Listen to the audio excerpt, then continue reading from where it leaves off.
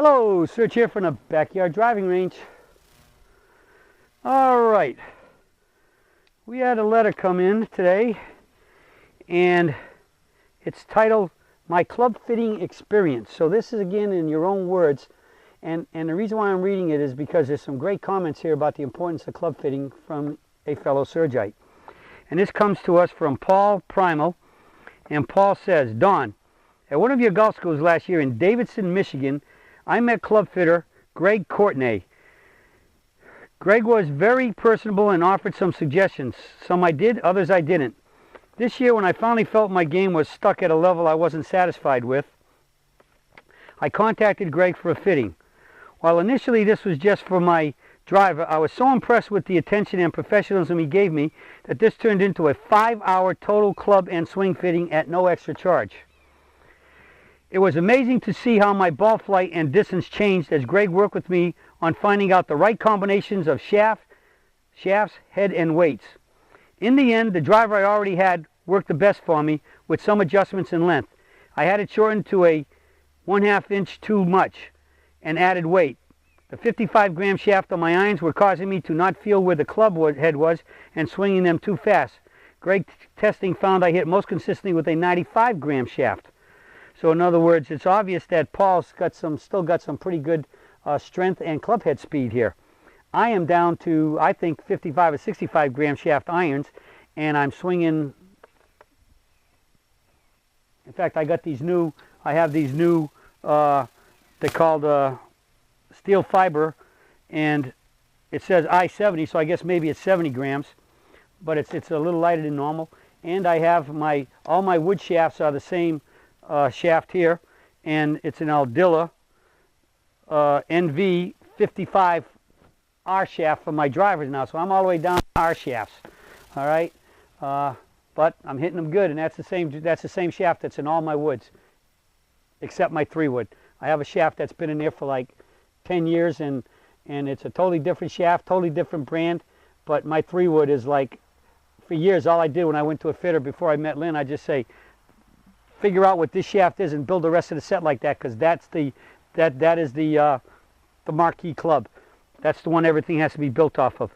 But basically, I said all my irons are one shaft and all my woods are one except for that 3-wood. Okay. Greg's testing found I hit most consistently with a 95-gram shaft, not what I was expecting for a 59-year-old man.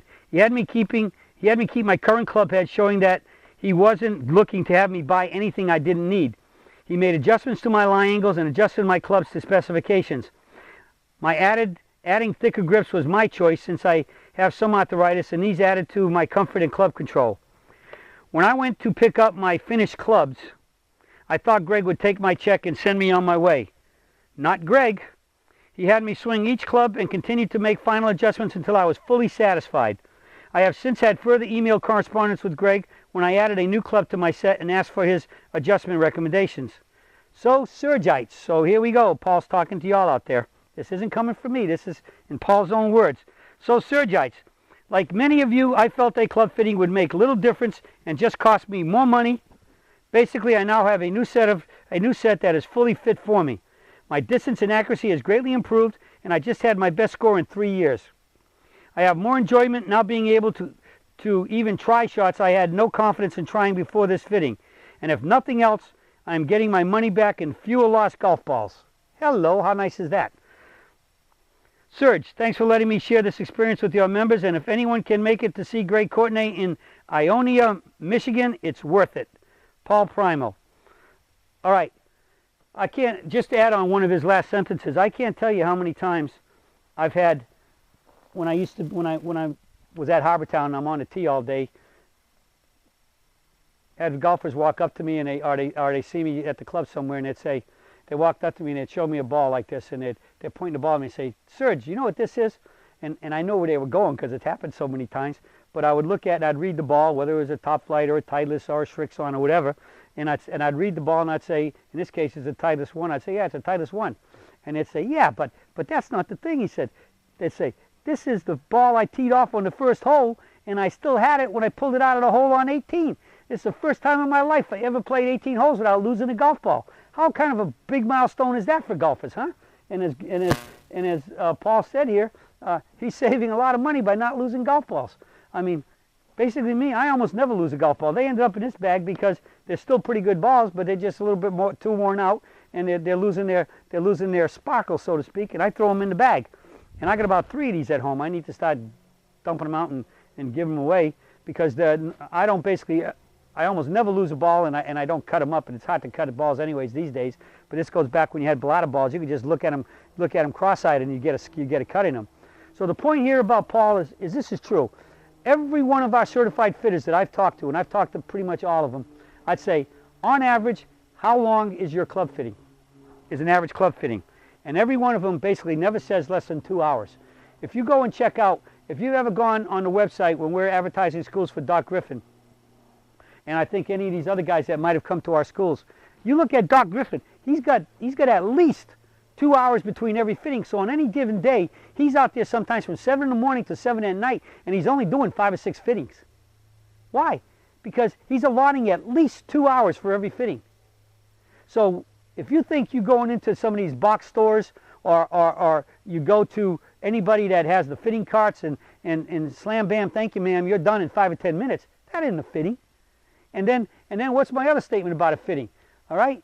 If you go to any of those fittings, what are they going to tell you? Well, they're going to say, okay, you need this shaft, and you need this length, and you need this lie, and blah, blah, blah. And they write up the order. They say, okay, that'll be X amount of dollars. You write the check, you give the check, and he says, all right, I'll send these off, and I'll call you when the clubs come in.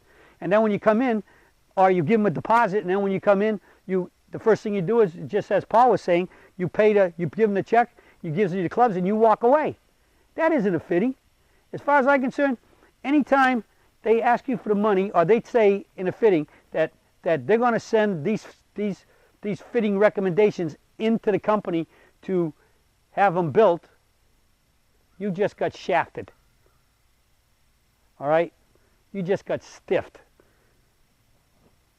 The only true fitting, I believe, is one where you go to a fitter, and the guy who fits you is the guy who builds your clubs. And he's the guy you go back to because he's built them, and he's going to take you back to the range, just like Paul said, and he's going to watch you hit every club and make slight adjustments if it's needed, and if it isn't right, he's going to fix it.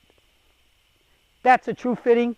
That's a true fitter. That's the only true way to get truly fitted clubs to you, that the guy who fitted you built them and checks them when you show up, and when everything's peachy creamy, then you pay the man.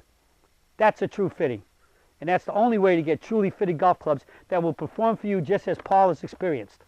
And all of our fitters, all our certified peak performance fitters, follow those rules, because that's part of the code of ethics they sign with us when they come on with us, and the procedures they follow, because we have a whole list that Doc Griffin made up that all of these guys have to follow, and they all follow them because why? Well, when we talk about this, and as many times as I said about fittings, they know y'all that are serious about the fittings know kind of what's going on. And there is a fitting video on the site that Doc and I took a student, Randy Wolf, one of my students from Atlanta, spent and did a complete fitting on him. And you could see every step that Doc took him through, and that's what you'll see every one of our fitters do.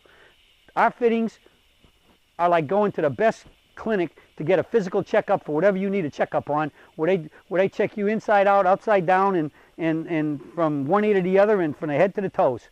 That's what a true fitting is, and it shouldn't be. It's no 10, 15, or 20-minute deal and send the order off to somebody to the company to get the clubs. Okay? So, Paul, thank you so much for sending this in. Great, Courtney. Great job showing exactly what a true fitting is to get really fitted clubs for you so you can play your best golf and shoot those lower scores. And that's what it's all about.